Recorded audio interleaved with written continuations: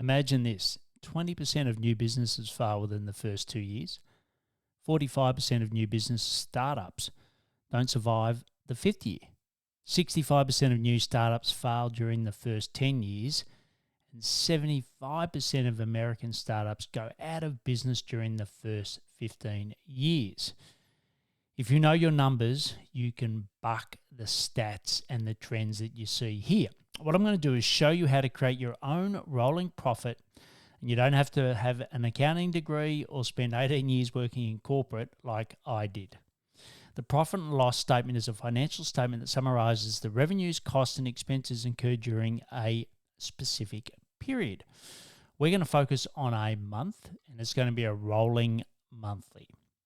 It's not for tax purposes, and it is a rule of thumb to help you make good strategic decisions. And if you're working with me, help you and I make those decisions, because you know what? The numbers never lie. As business owners, we tell ourselves little white lies thinking that the numbers are much better than what they are, but in reality, they often aren't.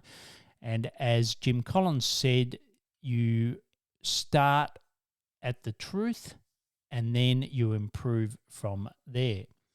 So please seek advice from your accountant or your bookkeeper to keep up your statements for wherever you are in the world, your tax requirements, and continue to use your bookkeeping software. You may source some of this data from your bookkeeping software, but continue to use it. And this is not in any way to replace those key statements and that key software for your tax purposes. If you've got any questions at any time, just email me at paul@paulhigginsmentoring.com. So the first thing I want you to do is read this. And it's very easy that I want you to make a copy and put your company name at the start of it. So you just go, and you'll only have read-only access to this. You just go File, make a copy, and then go through that. I'm sure you've done that 100 times. And then what you'll be doing is clicking this to watch the video here.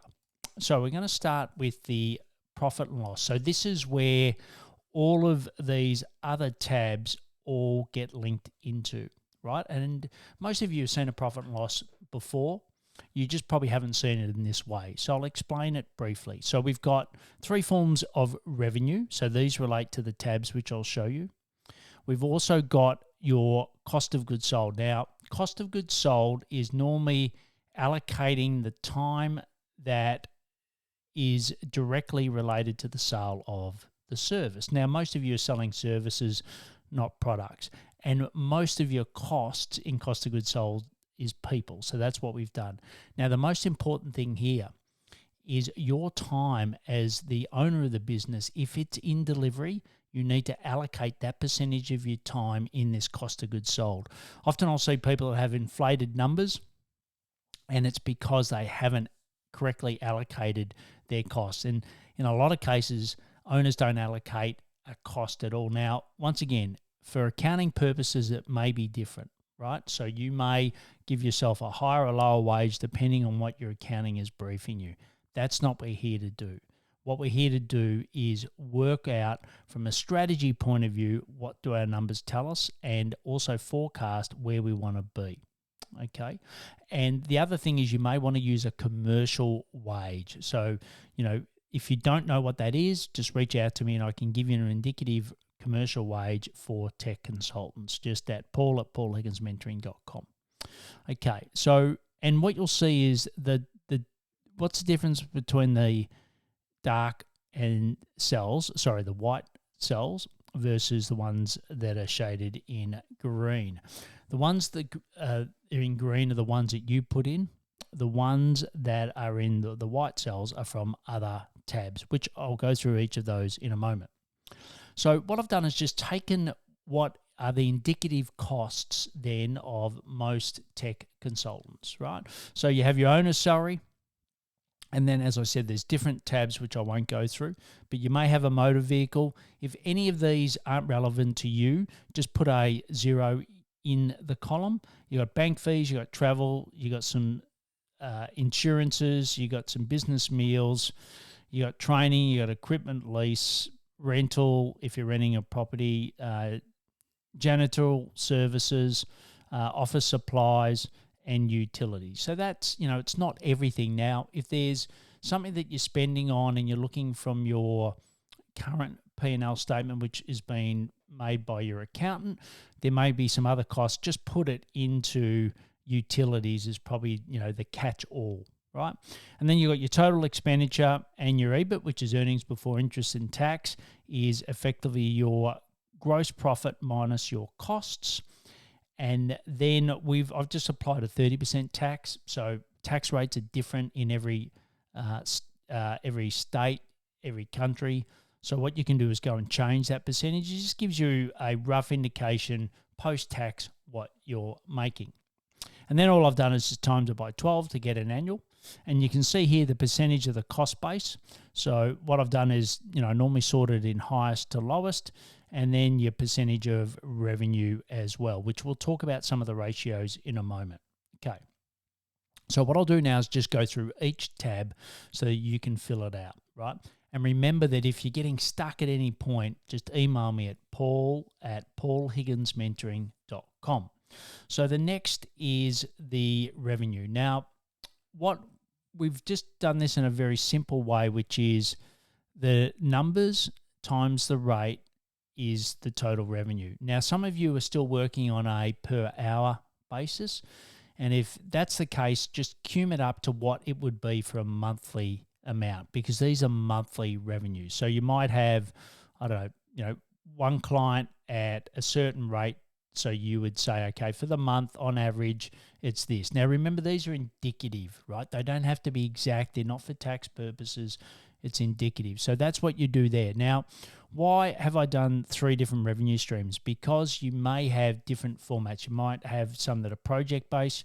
You might have some that are time and materials, or you might have even some subscriptions, which I'm hoping you do. So that's why I've allowed for 3. So if your revenue model is a lot easier than the 3, just put 1. But if you've got different formats, you can put them in there.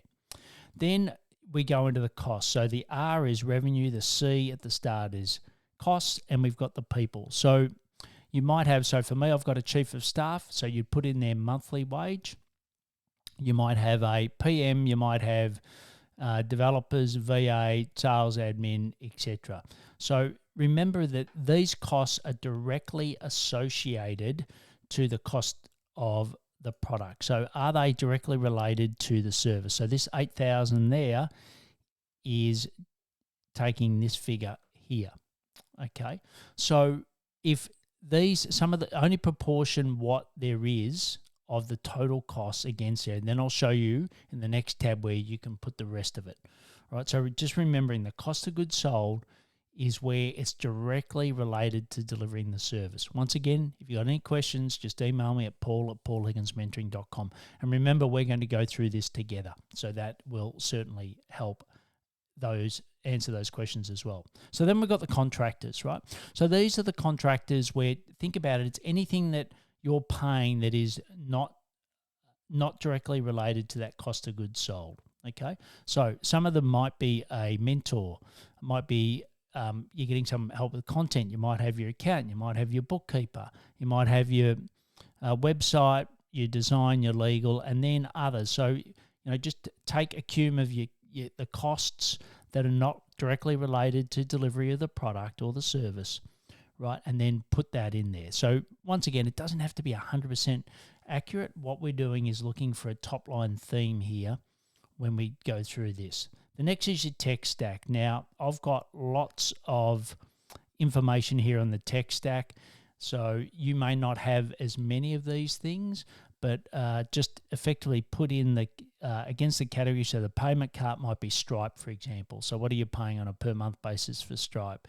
You got your mobile. So in some countries it's a mobile, some it's a cell, but your cell and comms. So that might be your internet service, etc. So just put these through. Down here, once again, it doesn't have to be 100% accurate. What we're going to do is go through this together where I'll sort of ask some questions. And what I'm looking for is, your ratio as a percentage of not just the total, but also a percentage of total revenue, which I'll go through. So without boring you to death, I won't go through the subscriptions and the marketing costs and the ratios at this point. But what we'll do now is just summarize and go back to the P&L. So effectively what you're doing is inputting your data into each of the tabs to get the key information here. Now remembering, this does not have to be perfect. It's not for tax purposes. It's for you and I to have a starting point for a conversation, right? If you've got any questions, just email me at paul@paulhigginsmentoring.com. And if you can, just take a video of the question. So if it's related to a particular tab or it's related to a particular cell, just take a video of it and just tell me what the question is. So that gives me full context is what you're doing.